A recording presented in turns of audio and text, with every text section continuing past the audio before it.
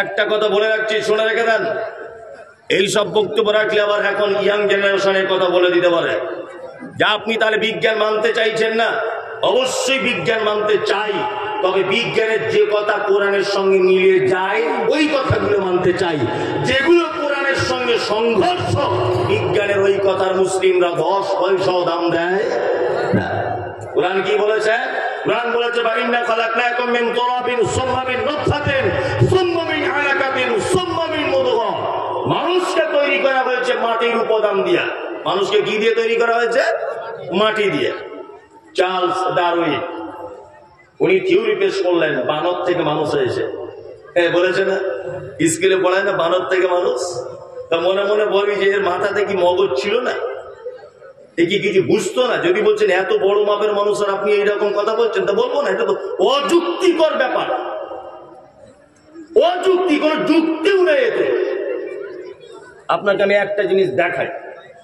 আপনার বাড়িতে একটা দেশি গরু আছে, আপনি যদি মনে করেন যে আমার একটা জার্সি বাছুরের দরকার, তাহলে বলুন তো ডাক্তার বাবুকে বলে জার্সি বাছুরের ইনজেকশন যদি ওকে পুশ করা হয়, জার্সি বাছুর হবে কি হবে না?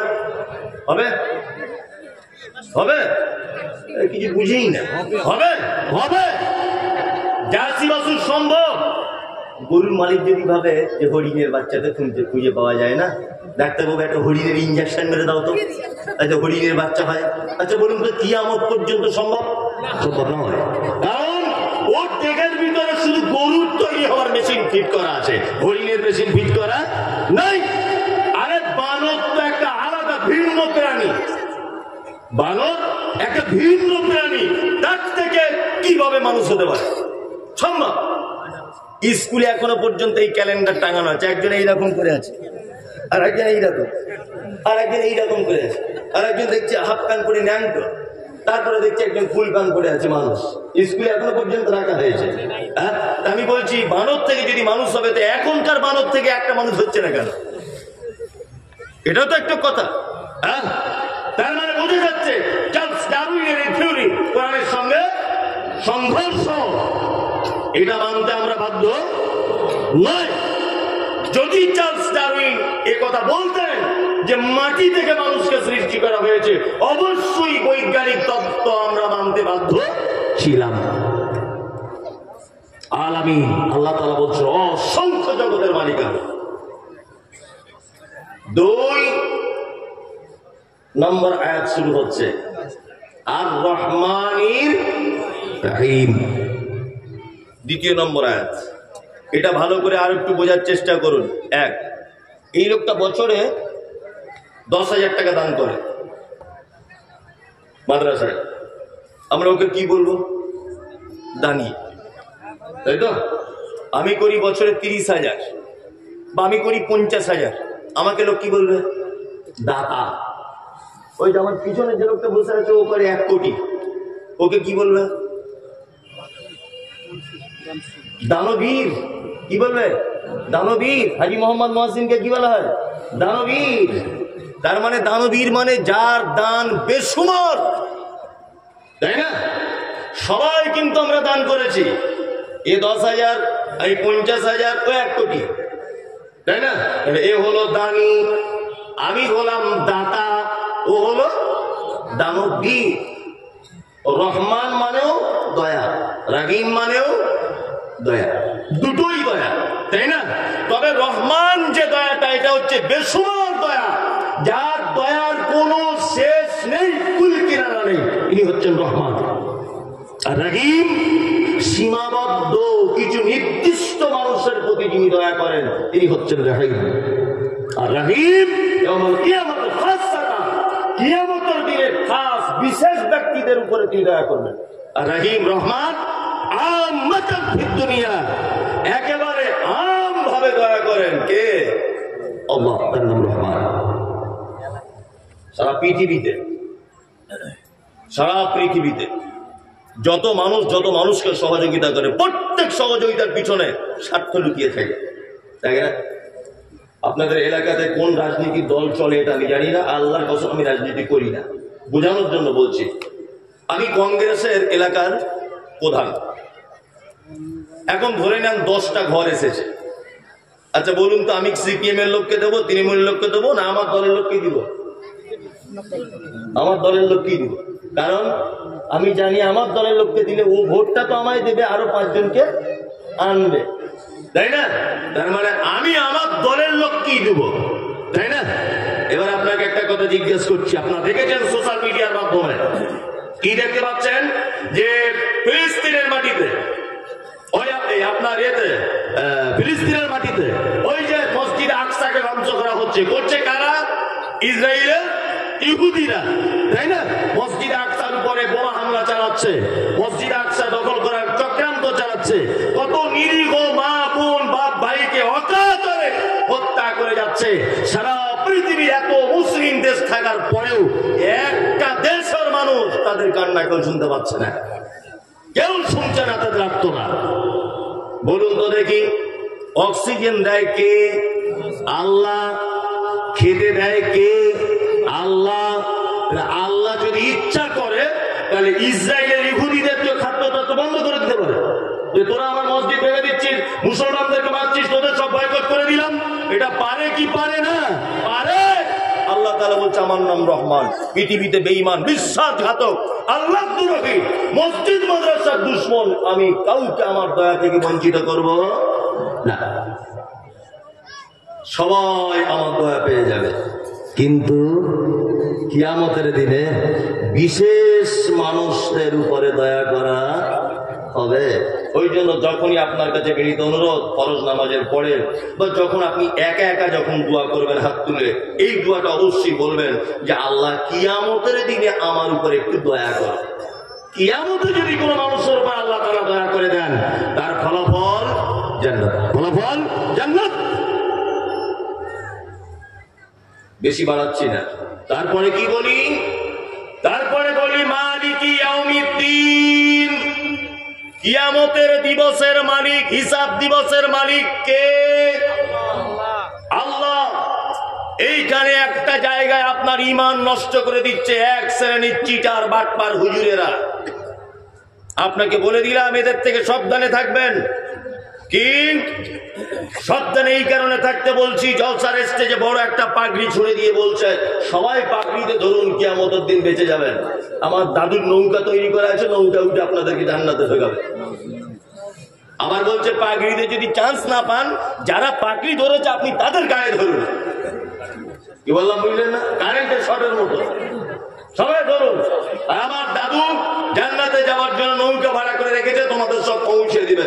পৃথিবীর দামি মানুষ, দ্বিতীয় দামি মানুষ ইব্রাহিম আলাইহিস সালাম। মুহাম্মদ সাল্লাল্লাহু আলাইহি ওয়াসাল্লামের পরে যে নবীটির সম্মান, তিনি হচ্ছেন ইব্রাহিম আলাইহিস সালাম। পৃথিবীতে কোন নবীর সুন্নাত দ্বিতীয় কোন নবীর সুন্নাত চলে না, একজন মাত্র দ্বিতীয় সুন্নাত চলে, তার নাম ইব্রাহিম আলাইহিস সালাম। শুধু এই নয়, প্রত্যেক নামাজের ভিতরে আরেকজন নবীর জন্য দোয়া করা লাগে, তিনি হচ্ছেন ইব্রাহিম আলাইহিস সালাম। আল্লাহুম্মা সাল্লি আলা মুহাম্মদ, আল্লাহ তুমি শান্তি বর্ষণ করো মুহাম্মাদের উপরে, ওয়া আলা আলি মুহাম্মদ, মুহাম্মাদের পরিবারের উপরে, কামা সাল্লাইতা আলা ইব্রাহিম, যেমন তুমি শান্তি বর্ষণ করেছিলে ইব্রাহিমের উপরে, ওয়া আলা আলি ইব্রাহিম, এবং ইব্রাহিমের পরিবারের উপরে। এই দোয়া আমরা করি কি করি না? করি কি করি না? করি। ইব্রাহিম আলাইহিস সালাম কিয়ামতের দিনে তার আব্বাকে দেখতে পাবে, আব্বা বড় বিপদে। ইব্রাহিম আলাইহিস সালাম নিজ পিতার কাছে গিয়ে বলবেন, আব্বা তোমাকে কি আমি বলিনি যে তুমি আমার দ্বীন কবুল করো? তখন ইব্রাহিম আলাইহিস সালামের আব্বা বলবে, ঠিক আছে বাবা, আমি এখন তোর কথা মেনে নিলাম, আমি তোর দ্বীন কবুল করব। তখন নবী ইব্রাহিম বলবেন, আর দ্বীন কবুল করে কাজ নয়। ইব্রাহিম আলাইহিস সালাম আল্লাহকে ডেকে বলবেন, আল্লাহ তুমি তোমাকে বলেছো কিয়ামতের মাঠে অপমান করবে না, জীবনে কখনো অপমান করবে না, এর থেকে বড় অপমান আর কি হতে পারে? আমি একজন নবী আর আমার আব্বা কিয়ামতের মাঠে বিপদের সম্মুখীন। তখন আল্লাহ তাআলা বলবেন, ইব্রাহিম আমি বলেছি তোমার আব্বা হোক আর নিকট আত্মীয় হোক, যেই হোক, ঈমান আনেনি পরিত্রাণ পাবে না। তোমার আব্বা আব্বা বলে এইটুকু সাবসিডি আমার পক্ষ থেকে যে তোমার আব্বাকে মানুষ রূপে জাহান্নামে নিক্ষেপ করবো না, অন্য প্রাণীতে রূপান্তরিত করে তোমার বাপকে জাহান্নামের ভিতরে দেব। ইব্রাহিম আলাইহিস সালাম দেখতে পাবেন একটা প্রাণী, চতুষ্পদ প্রাণী, ছোট প্রাণী, আর ফেরেশতারা তাকে লাঠি মারতে মারতে এইরকম করতে করতে তাদেরকে জাহান্নামের ভিতরে নিক্ষেপ করা হচ্ছে। তার মানে বোঝা যাচ্ছে ঈমান যদি না থাকে নবীর বাপ হয়েও বাঁচা যাবে না, বাঁচা যাবে না। আরে নবীর বাপ হয়ে বাঁচা যায় না, তোমার দাদুর পাকড়ি ধরলে বাঁচা যায়? বিয়াদব কোথাকারে তোমার পাছার চামড়া তুলে দিব। ভণ্ডামি খুঁজে পাও না? জান্নাত তোমার বাপের সম্পত্তি নাকি? একজন নবী তার বাপকে টেকাতে পারছে না, বলো কি করে তুমি এ কথা? আল্লাহর কসম দিয়ে আপনাকে বলছি, আমার মোবাইলে সব নোট করা আছে। এই সমস্ত কথা বলার কারণে আপনারা জানেন, এক মাস আগে, 1 মাস হয়নি, 12 তারিখে আমার গাড়িতে বোম মেরেছিল হাওড়াতে। এত বড় বিশ্বাসঘাতকেরা বোম মেরেছে গাড়িতে, ভাবতে পারেন আপনি? সমস্ত তথ্য আমার গাড়িতে, বইপত্র এবং আমার মোবাইলের ভিতরে নোট করা আছে। একজন হুজুর বলছে যে নবীর সিলসিলা যদি জারি থাকতো তাহলে আমাদের পীর সাহেব আগামী দিনের নবী হতেন। আল্লাহর কসম তিনি বক্তব্য রাখতে রাখতে বলছেন। আপনি ভাবতে পারেন এগুলো? এদের আকীদা মানহাজ কেমন? এক শ্রেণীর মানুষ, তাদের মাথায় এয়ারপোর্ট গোবর ভরা আছে, তারা এদের পিছন পিছন ঘুরছে, খুব পিছন পিছন ঘুরছে। এদের সাবধান, কিয়ামতের দিনের একচ্ছত্র মালিকানার দায়িত্ব কে? কে? আল্লাহ সুবহানাহু ওয়া তাআলা। কিয়ামত এটা মুখে বলি, কিয়ামত কেমন হবে জানেন তো? জানেন? চুপচাপ মেরে বসুন, 1 মিনিট যেমন নীরবতা পালন করে তেমন করে বসুন। আপনাকে কিয়ামতটা আমি দেখাচ্ছি স্বচক্ষে। যদি বলছেন এখনো তো হয়নি, আমি একদম আমাকে হওয়ার মতো আপনাকে দেখাচ্ছি। তুরস্কের মাটিতে কিছুদিন আগে একটা ভূমিকম্প হয়েছিল। এই ভূমিকম্পটা হয়েছে এইভাবে কাঁপতে কাঁপতে, বিজ্ঞানীরা বলছে যে মাটি থেকে 8000 ফুট নিচেই মূল ভূমিকম্পটার উৎপত্তি। 8000 ফুট নিচে। এটা আমি আনন্দবাজার পত্রিকা প্রত্যেকদিন পড়ি, ওই পেপার থেকে পড়ে বলছি যে মাটি থেকে 8000 ফুট নিচে মূল ভূমিকম্পটার উৎপত্তি। তার ফলে পৃথিবীর জমিনটা এইভাবে কাঁপতে কাঁপতে অজস্র বিল্ডিং বালাখানাগুলি ছটছট করে ভেঙে পড়ে গেল। কত মানুষ, কত শিশু, কত গৃহপালিত পশু নিঃস্ব হয়ে গেল। ভাঙা স্তূপের ভিতরে তারা আটকা পড়ে গেল। কত মানুষ তারা মারা গেল। মারা গেল না? মারা গেল। আল্লাহু আকবার। বিজ্ঞানীদের একটা মতামত, এর নিচে একটা প্লেট, এই প্লেট সরে যাওয়ার ফলে, এর নিচে একটা স্তরের প্লেট, এই প্লেট সরে যাওয়ার ফলে পৃথিবীর জমিন এইভাবে কাঁপতে কাঁপতে কাঁপতে কাঁপতে ভূমিকম্প শুরু হয়। এটা বৈজ্ঞানিকদের মতামত। যাই হোক, এটা পৃথিবীর ভূমিকম্প। কিয়ামতের দিনের ভূমিকম্প কেমন? আল্লাহ তাআলা বলছেন, ইযা যুলজিলাতিল আরদু জিলজালাহা ওয়া আখরাজাতিল আরদু আসকালাহা।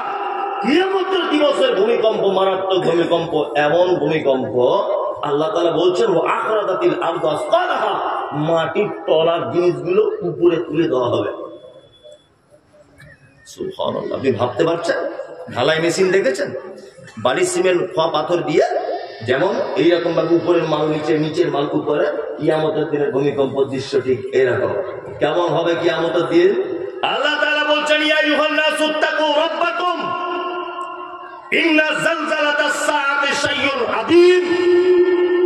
আল্লাহ তাআলা বলছেন, মানুষ তোমরা তোমাদের প্রতিপালককে ভয় করো, নিশ্চয়ই কিয়ামতের দিবসের ভয়াবহতা বড় কঠিন। কেমন ভয়াবহতা? আল্লাহ তাআলা বলছেন, ইয়াওমা তারাউনাহা তাযহালু কুল্লু মুরজিআতিন আম্মা আরজাআত ওয়া তাযাউ কুল্লু যাতি হামলিন হামলাহা ওয়া তারান নাসা সুকারা ওয়া মা হুম বিসুকারা ওয়ালাকিন্না আযাবাল্লাহি শাদীদ। একটা প্রশ্ন আপনাকে মাঝখানে করে রাখছি, উত্তর আপনাকে দিতে হবে না। একটা কথা আজকে থেকে শিখে যান, পুরুষের থেকে নারীর ধৈর্য এবং সহ্য ক্ষমতা সব থেকে বেশি। চিকিৎসা বিজ্ঞানীরা বলছেন যে নারী নরমালে বাচ্চা দিতে গিয়ে যে কষ্টটা সহ্য করে, এই কষ্ট যদি কোনো পুরুষের হতো তাহলে শতকরায় 80% পুরুষ এক পর্যায়ে শেষ মারা যেত। এটা নারীর পক্ষে সম্ভব। আমি যদি এখন এই লোকটাকে একটা ঘুষি মারি এইভাবে, আমার ঘুষির ওজন যদি 50 ডিগ্রি সেলসিয়াস পর্যন্ত যদি হয়, তাহলে এই লোকটা বাঁচবে। আমার ঘুষির ওজন যদি 52-53 ডিগ্রি সেলসিয়াস হয়ে যায়, তাহলে এক পর্যায়ে মারা যাবে। চিকিৎসা বিজ্ঞানীরা বলছেন পুরুষ মানুষ 50 ডিগ্রি পর্যন্ত ক্ষমতা সহ্য করতে পারে, কিন্তু একজন নারী 56 ডিগ্রি ক্ষমতা পর্যন্ত সহ্য করতে পারে।